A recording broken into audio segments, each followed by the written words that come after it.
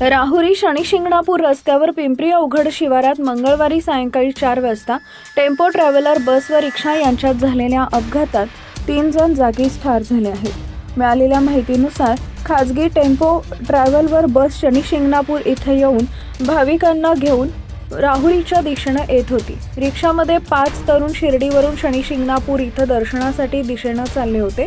पिंपरी अवघड शिवारात सायंकाळी 4 वाजता तांबे पेट्रोल पंपाजवळ रस्त्यावर ओव्हरटेक करताना रिक्षा व ट्रॅव्हल बसची समोरासमोर धडक झाली। अपघात एवढा भीषण होता की रिक्षाचा चक्काचूर झाला।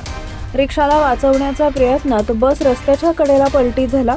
रिक्षामधील अवस्थेत असलेल्यांना राहुरी ग्रामीण रुग्णालयात हलवण्यात आलं आहे। तिघांचे उपचारापूर्वीच निधन झाल्याचं वैद्यकीय अधिकाऱ्यांनी घोषित केले। गंभीर जखमी असलेल्या 2 जणांना अहिल्यानगर इथे पुढील उपचारासाठी हलवण्यात आले। बसमधील किरकोळ जखमी दिलीप कुमार सिंग, नेहा सिंग, नीलम देवी सिंग राहणार मुंगेर बिहार राज्य यांना राहुरी ग्रामीण रुग्णालयात प्राथमिक उपचार देऊन सोडण्यात आले।